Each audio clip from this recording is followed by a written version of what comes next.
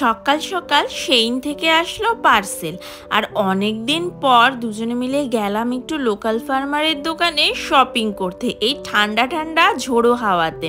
তো সব মিলেই আজকের ব্লগটা, আশা করছি তোমাদের খুব ভালো লাগবে। ভালো লাগলে কিন্তু অবশ্যই লাইক কমেন্ট শেয়ার করো। হ্যালো এভরিওয়ান, কেমন আছো তোমরা সবাই? আশা করছি সবাই খুব ভালো আছো, আর আমরাও অনেক ভালো আছি। তো আমার নতুন আরেকটি ব্লগে তোমাদের অনেক অনেক ওয়েলকাম। সকালবেলা রান্না করছিলাম, তখনই সেইন থেকে দেখি আমার পার্সেলটা চলে এসেছে। সেইনে ভ্যালেন্টাইন্স ডের জন্য অফার দিচ্ছিল, তো আমার কার্টে কিছু জিনিস রাখা ছিল।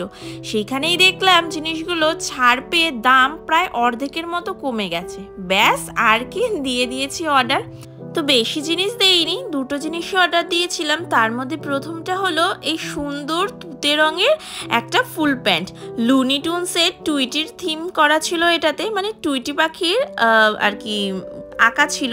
তো এটা আমার খুবই খুবই পছন্দ হয়েছিল, মানে বলার বাইরে আমার এত পছন্দ হয়েছিল। এটা তো অনেক দিন ধরেই প্রাইস তো খুবই হাই ছিল, আর যখনই দাম কমেছে আমি চট করে কিনে নিয়েছি। আর আমার না এই কার্টুন থিমের যে কোনো জিনিস পড়তে খুব পছন্দ হয়। আর আমার মা বলে, তুই কি আর বড় হবি না, এখনও সেই কার্টুন কার্টুন করেই মরিস।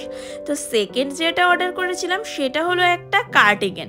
কার্টিগেনটা বড্ড পাতলা, মানে কার্টিগেনগুলো একটু পাতলাই হয়। তো মেনলি যখন শীতটা কমে আসবে সাকুরার সময়, তখন পরার জন্য আমি এই কার্টিগেনটা অর্ডার করেছিলাম।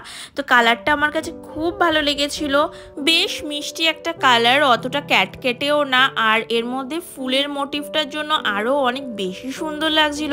তো এই কার্টিগেনটা খুবই ট্রেন্ডি ছিল সেইনে, আর দামও অনেক দিন ধরে অনেক মানে হাই ছিল। তারপর যেই অফারে দিয়েছে তো ফাইনালি কিনেই নিয়েছি। তো সাকুরার সময় একটু ঘুরতে যাওয়ার ইচ্ছে আছে, তখন পরার জন্যই আর কি এই জিনিসটা অর্ডার করেছিলাম। তো চলো এখন আমরা যাব একটুখানি ওই লোকাল ফার্মারের দোকানে। বাইরে খুব সুন্দর রোদ, আজকে ওয়েদারটা তো বেশ সুন্দর ছিল, কিন্তু এত ঝোড়ো হাওয়া, মারাত্মক হাওয়া সকাল থেকে, মানে বলার বাইরে। মাঝে 1 ঘন্টা হাওয়া কমলেও এখন আবার এত মারাত্মকভাবে হাওয়া বেড়েছে। কিন্তু কি করব, ঘরে না আলু একদমই শেষ হয়ে গেছে। আর জানোই তো যে আমরা বাঙালিরা আলু ছাড়া তো মানে চলে না, সব কিছুতেই আলু দিতে লাগে। তো এটার জন্যই আর কি যাওয়া। তো প্রথমে ভাবলাম যে যখন যাবই মার্কেটে তাহলে একটু ডাইরেক্সও চলে যাই। ডাইরেক্সও থেকে মেনলি নেব একটু মাংস তুলে রাখার আছে, কারণ পরপর 3 দিন তো ওর কাজ, আর আমিও বেরোবো না শীতের মধ্যে, আর ভালো লাগে না। তো ভাবলাম যখন বেরিয়েছি একেবারে তাহলে সেই বাজার সদাই করেই যাই। তো ডাইরেক্ট ওদের সবজিপাতি তেমন একটা সস্তা ছিল না।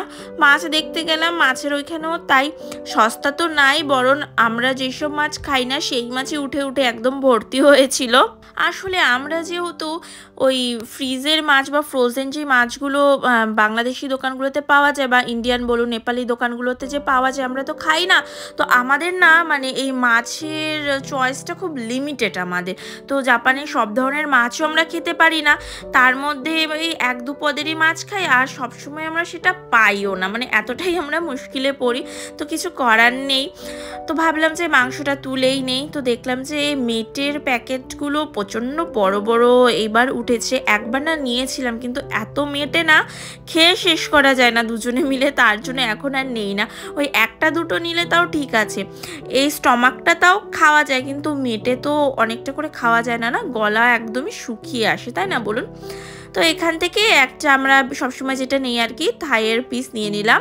তো এই তো আমরা চলে যাব এখন বিল করতে। বেশি দেরি করব না, বেশি ঘোরাঘুরিও করব না, কারণ বাইরে যে হাওয়া, এই ঠান্ডার মধ্যে না তাড়াতাড়ি বাড়ি ফিরে যাওয়াই ভালো। এই তো আমরা চলেই এসেছি ডাইরেক্সো থেকে বাইরে। এখনও বেশ অনেকটা সুন্দর রোদ রয়েছে, যদিও এখন মোটামুটি 5টা 15 অবধি, মানে 5টা 15 পর গিয়ে আর কি সন্ধ্যাটা নামে। তো চলে এসেছি আমরা এই লোকাল ফার্মারের দোকানের সামনে। তো এখানে দেখলাম যে লোকাল ফার্মারের দোকানের পাশে তো অনেক ক্ষেত রয়েছে, ওখানে বেশ অনেক পাখি না মানে ঘোরা মানে খেলছিল আর কি, যেটাকে বলে, খুব সুন্দর লাগছিল, তাইও তোমাদের সাথে আমি শেয়ার করলাম। তো এই তো চলে এসেছি আমরা লোকাল ফার্মারের দোকানে। তো গিয়ে গিয়ে দেখি কি কি সবজিপাতি উঠেছে। বাইরে তো অনেক নাপা ক্যাবেজ ছিল কিন্তু নষ্ট হয়ে এসছে প্রায়। তো ভেতরে গিয়ে দেখলাম যে কুমড়োগুলো বেশ সুন্দর, বেশ হাফ হাফ করে কুমড়োগুলো বিক্রি করা হচ্ছিল। 100 ইয়েন করে এক একটা হাফের দাম। তো 100 ইয়েন মানে ইন্ডিয়ান টাকা ধরুন 55 টাকায়। তো আমরা এখান থেকে দুটো হাফ নিয়ে নিলাম, মানে দুটো হাফ নিলাম 200 ইয়েন দিয়ে, ওই একটা গোটা কুমড়োর সমান। এখন যেহেতু শীতকাল, কুমড়ো অনেকে নিতে চায় না গোটা কুমড়ো, যে ভেতরটা কি খারাপ হবে কি নাকি, তার জন্য এখানে দেখছি বেশ যে একটু বড় সাইজের কুমড়োগুলো হাফ হাফ করে বিক্রি করছে, তার জন্য মানুষ নিচ্ছেও ভালো। তো এইগুলো হলো সর্ষে শাক। তো সর্ষে শাকের অবস্থা দেখতেই পাচ্ছ খুবই খারাপ, একদম নেতিয়ে গেছে। আর সর্ষে পাতা না জাপানে এরকম মানে বড় বড় ডোগাগুলোই খায়, একদম কচি ডোগাগুলো খায় না, যেটা আমরা দেশে খেয়ে থাকি। আর এইগুলো ছিল ওই পদ্ম গাছের শিকড়, দেখুন সেখান থেকে আবার মনে হয় গাছ বেরোনো শুরুও হয়ে গেছে। জাপানে এই জিনিসটা খুবই খেয়ে থাকে। আর মোটামুটি যা রেগুলার সবজি থাকে মাশরুম ওগুলোই ছিল। আর এই লোকাল ফার্মের দোকানে একটা ভালো জিনিস হলো, যখনই নতুন কোনো ধরনের ফল ওঠে যে ভালো কোনো কিছু, তারা না অফার করে থাকে। যেমন লেবু হলে কেটে রাখে, আর কলা আজকে সবাইকে একটা একটা করে দিচ্ছিল, তো আমাকেও দিয়েছিল। তখন থেকে আমিও কলাটা খাচ্ছিলাম যে ঠিক আছে কলাটা ভালোই। তো আমরা যেটা আর কি নিতে এসেছিলাম আলু। তো আলু এখানে দেখলাম যে বেশ ভালোই আলু রয়েছে, 200 ইয়েন করে প্যাকেটে। আর সাইডে মনে হয় 130 ইয়েন করে আলু ছিল, মানে দুটো একদম বড় বড় আলু। এগুলো মনে হয় নতুন আলু, এত বড় বড় আলু মানে মাত্র দুটো ছিল। তো ওগুলো তো নেব না, আমরা একটা 200 ইয়েনের গোল গোল আলু নিয়েছি। আর আমরা এই লম্বা ধরনের আলুও নিয়ে থাকি, লম্বা ধরনের আলুটা আবার খেতে একটু বেশি ভালো লাগে, এগুলো আবার 150 ইয়েন করে হয়। তো আমরা এই দু ধরনের আলু নিয়ে নিলাম। ভাবছিলাম যে একটু ক্যাপসিকাম নেব, অনেক দিন ধরে চিলি চিকেন বানাবো করছিলাম, তবে ও বললো যে এখন আর চিলি চিকেনটা খাবে না, মানে কয়েকদিন পর খাবে, তাই আর নিলাম না।